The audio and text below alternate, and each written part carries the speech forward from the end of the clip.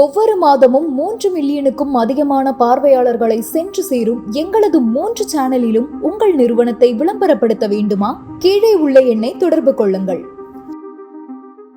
இந்த வீடியோவை தாவேகாவோட எதிரிகளோ இல்லை தாவேகா சார்ந்தவர்களோ யாரும் பார்க்காதீங்க. இந்த வீடியோ யாருக்குன்னா முன்னாள் ஐஆர்எஸ் அதிகாரி அண்ணன் அருண்ராஜ் அவர்களுக்காக தான். ஏன் சொல்கிறேன் அப்படின்னா, நான் விசாரித்தேன். நீங்கள் இந்த கொடுத்துருந்த அந்த சம்பளம் பூஸ்ட் டப்பா இது உங்கள் நெருங்கிய வட்டாரங்கள் உங்களுக்காக திருப்பரம் என்னமோ ஒரு ஊரில் பண்ணுறீங்களே, அந்த ஊரில் ஒரு சிலர் மட்டும்தான் அங்கே இருக்குதுன்னு தெரியும். அது வெளியே கசிய விட்டது யார் அப்படின்னா, நீங்கள் திடீர்னு அந்த இடத்துல பதவி வாங்கிட்டீங்களாம், திடீர்னு களப்பணி செய்கிற மாதிரி சீனை போடுறீங்களாம், திடீர்னு எல்லாம் பண்ணுறீங்களாம்.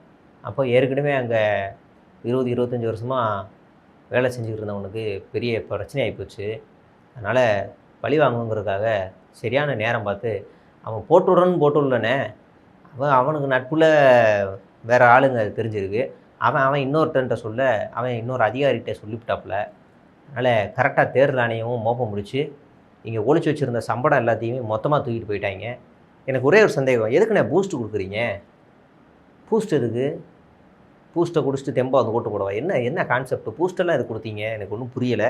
பட் ஆனால் உங்களது நல்லா இருக்குண்ணே. Boost is a secret of my energy, it's not a my energy, Arunraj energy அப்படின்னு சொல்கிறதுக்கா? தெரிலண்ணே, நல்ல விஷயம். ஒருவேளை பூஸ்ட்டுக்குள்ளே தேர்தல் ஆணையம் நீங்கள் தயவுசெய்து என்ன பண்ணுங்கன்னா, பூஸ்ட் டப்பாவை திறந்து ஒரு பெரிய விரல் உள்ளே போகாது, கரண்டு எல்லாம் விட்ட செக் பண்ணி பாருங்கள், சுருட்டு கட்டை ஏதாவது இருக்கான்னு. அதனால் அருண்ராஜனே கொஞ்சம் ஜாக்கிரதையாக இருங்க. உங்கள் கூட இருக்கவே உங்களுக்கு குழி பறிக்கிறாங்க, பார்த்துருங்க, ஜாக்கிரதையாக இருங்க, நல்லா பண்ணுங்க. இலவசம் கொடுக்குறதுக்கு முன்னாடி அதை உங்கள் வீட்டுக்குள்ளே வைக்காதீங்க, இல்லை தெரிஞ்ச இடத்துல யாருக்குமே தெரியாத மாதிரி ரொம்ப நம்பிக்கையான ஆளுங்கிட்ட வைங்க. அதை குறிப்பாக ஆதவர்ஜனாக்கிட்ட வச்சிடாதீங்க. ஏன்னா உங்களுக்கும் ஆதவர்ஜனாக்கும் ஆகாதுன்னு வேறு சமீபத்தில் கேள்விப்பட்டேன். 2 பேரும் முட்டிக்கிட்டு இருக்கீங்கன்னு கேள்விப்பட்டேன். அதனால் அவர் இருக்க மேடையில் நீங்கள் ஏறுறதுல கொஞ்சம் தயங்குவீங்கன்னு கேள்விப்பட்டேன். அதனால் அவங்க கூட்டத்துக்கு மட்டும் ஐயோ இன்ட்டு வேறு சொல்லிட்டேனே, சரி போங்க, ஆதவர்ஜனா லாபியில் இருக்க கூட்டம் தான் உங்களை போட்டு விட்டாங்க. அதனால் பார்த்துருங்கண்ணே, பார்த்துருங்க. அவ்வளோதான் நான் உங்களுக்காக சொல்லக்கூடிய ஒரே விஷயம். அடுத்ததாக நம்ம பார்க்க போகிற இந்த எக்ஸ்க்ளூசிவான விஷயம் என்ன அப்படின்னா, ஆதவர்ஜனா மேலே ஒட்டுமொத்த கட்சியுமே கொஞ்சம் கோபமாக இருக்குது அப்படின்னு தெரிய வந்துருச்சு. ஏன்னா புசியானந்த் லாபியில் ஒரு டீம், ஆதவர்ஜனா டிவி லாபியில் ஒரு டீம், அருண்ராஜ் டிவியில் ஒரு டீம் அப்படி ஓடிக்கிட்டே இருக்கும்போது நான் ஒரு பதிவு ஒன்று போட்டேன். நம்ம வில்லிவாக்கத்தில் அஸ்வின்னு ஒரு பையன் மாங்குன்னு வேலை செஞ்சுருக்காப்புல. மழை காலம் வந்தால் கபசுர குடிநீர் கொடுக்கறது, கொடை கொடுக்கறது, உணவு கொடுக்கறது, வெயில் காலம் வந்தால் ரஸ்னா மோர் தர்பீஸ் சுண்டுன்னு கொடுத்து மக்கள்கிட்ட அப்படி பேசி பேனர் வச்சு தண்ணீர் பந்தெல்லாம் வைக்கிறது. இப்போ திடீர்னு பார்த்தா ஜேசிடி பிரபாகர் கட்சிக்குள்ளே வந்த உடனே, தம்பி அவர் பெரிய ஆளுப்பா, அதிமுகவில் வந்திருக்காருப்பா, அவருக்கு சீட்டை கொடுப்பா, அவருக்கு வேற எங்கேயாவது வாங்கி தரேன்ப்பா, அவருக்கு அந்த இடத்த கொடுப்பான்னு சொல்லி அவருக்கு மாற்ற விட்ருக்காங்க. அவருக்கு மாற்ற விட்ட உடனே நம்ம ஜேசிடி பிரபாகர் இப்போ வில்லிவாக்கம்னு சொல்லியிருந்தேன். இப்போ ஜேசிடி பிரபாகரையே ஒரு ஆள் மேலேருந்து மண்டையை கழுவிட்டாப்புல, ஆனால் நீங்கள் இனிமேல் இங்கே இருக்காதீங்க, 1000 லைட்டுக்கு போயிருங்க, 1000 லைட்டு போனால் தான் உங்களுக்கு எதிர்காலம் சிறப்பாக இருக்கும், 1000 லைட்டு போங்கன்னு ஜேசிடி பிரபாகரன் 1000 லைட்டுக்கு நம்ம சில்பாகுமார்னே ஆதவர்ஜனான்னு நவுத்தி விட்டார். அப்போ வில்லிவாக்கத்தில் யார் நிற்பாங்கன்னா நம்ம ஆதவர்ஜனான் தான் நிற்க போகிறாரு. ஏன் அவர் அங்கே நிற்கிறாரு அப்படின்னா, தளபதிக்கு பக்கத்து தொகுதியில் தான் நான் நிற்பேன். அப்படி ஒரே செட்டு ஏசி செட்டுலாம் போடுறீங்களே, ஏசி கூடாரெல்லாம் போடுறீங்களே, அதனால் நான் அங்கே தஞ்சம் அடைஞ்சிக்கிறேன், அப்படியே பக்கத்துலேயே வில்லிவாக்கத்தை கேம்பெயின் பண்ணிக்கிறேன், எனக்கு அதனால் இந்த தொகுதி எனக்கு கொடுத்துருங்க வில்லிவாக்கத்தை அப்படின்னு சொல்லி வில்லிவாக்கத்தை தன்னுடைய கூடாரமாக ஆதவர்ஜனா மாற்றியிருக்காரு. அஸ்வினுக்கு முங்காம், ஜேசிடி பிரபாகருக்கு மிளகா, 2த்தையும் சேர்த்து அரைச்சி வெளியே அனுப்பிட்டாப்புல. பாவம் ஜேசிடி பிரபாகரனை நினச்சாலே ரொம்ப கஷ்டமாக இருக்குது. அண்ணே உங்களுக்கு வேறு ஏதாவது தொகுதி கூட கொடுத்துருக்கலாண்ணே, 1000 விளக்கு கொடுத்துருக்காங்க பாருங்கண்ணே, எவ்வளோ மிருகத்தனமாக இருக்காங்க பாருங்கண்ணே. நீங்கள் வில்லிவாக்கத்துலாம் ஜெயிச்சிருவீங்கன்னு தெரிஞ்சு உங்களுக்கு நல்ல அறிமுகம் இருக்குது. நீ ஜெயிச்சுட்டா கட்சியில் எப்படி ஒரு விஜயனா ஜெயிக்காமல் நீ எப்படி ஜெயிப்ப, ஆதவர்ஜனா ஜெயிக்காமல் நீ எப்படி ஜெயிப்ப, அருண்ராஜ் ஜெயிக்காமல் நீ, அது புசியானந்த் ஜெயிக்காமல் நீ எப்படி ஜெயிப்ப அப்படின்றதுக்காகவே ஒரு டஃப்பு தொகுதியில் போய் விட்டாங்கண்ணே. தமிழ்நாட்டிலே ஒரு எம்எல்ஏ இந்த வருஷம், அதாவது 2021லேருந்து 24, 25, 6 வரைக்கும் நான் என்னென்னலாம் பண்ணியிருக்கேன், 2020 முன்னாடி இந்த தொகுதி எப்படி இருந்துச்சு, நான் வந்ததுக்கப்புறம் என்ன வளர்ச்சி செஞ்சுருக்கேன்னு ஒரு புத்தகமாக போட்டு ஒவ்வொரு தொகுதியிலையும் வீடு வீடாக போய் புத்தகமாகவே கையில் கொடுத்துருக்காருண்ணே. அப்போ நீ அங்கே ஜெயிக்கிறது எவ்வளோ கஷ்டம்னு பாருண்ணே, வேணுங்கன்னே ஒன்று தூக்கி ஆதவர்ஜுனா பழி வாங்கிட்டாருண்ணே.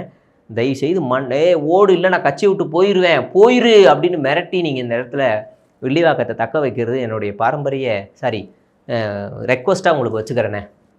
தயவுசெய்து அதை வந்து விட்டு கொடுத்துறாதீங்க. அதுதான் உங்களுக்காக சொல்லக்கூடிய வேலை அப்படின்றது தான். விஜயனாவும் டபுள் மைண்டில் இருக்காப்புல, பெரம்பூரில் நிற்கலாமா வேணாமா அப்படின்னு.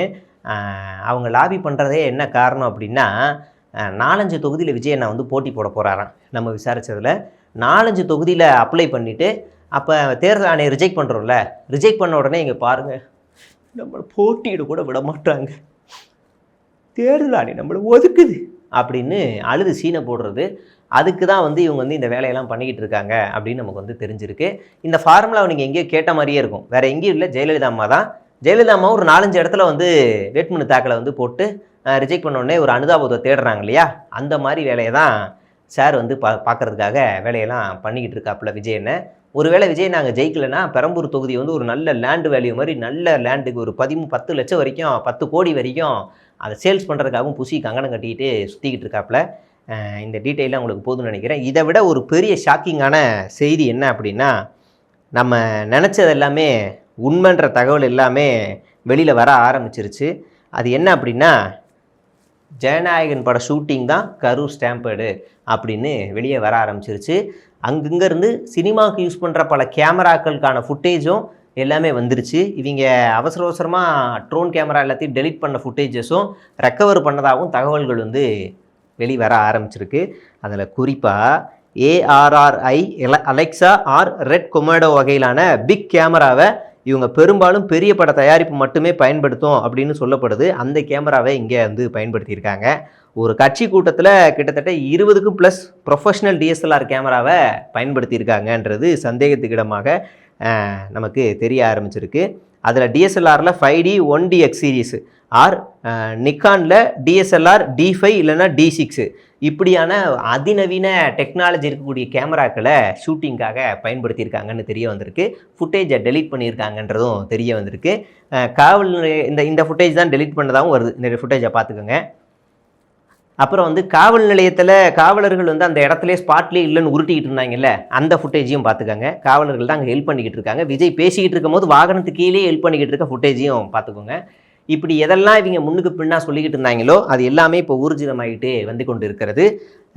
இதெல்லாம் ஒரு தகவலாக இருக்கும்போது, ஜனநாயகன் படம் தேர்தலுக்கு அப்புறம் தான் ரிலீஸ் ஆகும்னு சொன்னவங்க இப்போ தேர்தல் ஆணையம் பார்க்கறதுக்காக பரிந்துரை செஞ்சு வச்சுருக்காங்க. நமக்கு கிடைச்ச தகவல் என்னென்னா, தேர்தல் ஆணையம் வந்து இந்த படத்தை ரிலீஸ் பண்ணுறதுக்கு வாய்ப்புகள் அதிகமாக இருக்குது அப்படின்னு சொல்லப்படுது. இதில் எதுவும் பெருசாக எலெக்ஷன் கேம்பெயின்லாம் இல்லை, இது ஒரு கமர்ஷியல் படம் அப்படின்னு சொல்லி உருட்டி ரிலீஸ் பண்ணுறதுக்கும் வாய்ப்புகள் இருக்குது. என்ன காரணம்னா, நம்ம விஜயனுக்கு வெயில் ஒத்துக்காது, வெளியே போய் டெய்லி கேம்பெயின் பண்ணலாம் முடியாது. அதனால் இது ஒரு படத்தை ஒரு கேம்பெயின் ஆக்கிக்கலாம் அப்படின்னு சொல்லி பிளான் பண்ணிக்கிருக்காங்களாம். அப்படி நடக்கிறதுக்கு வாய்ப்புகள் அதிகமாக இருக்குது அப்படிங்கிறது தான் இன்றைக்கி நிறைய தகவல் சொல்லியிருக்கேன்னு நினைக்கிறேன். மீண்டும் நாளை சந்திப்போம். நன்றி, வணக்கம்.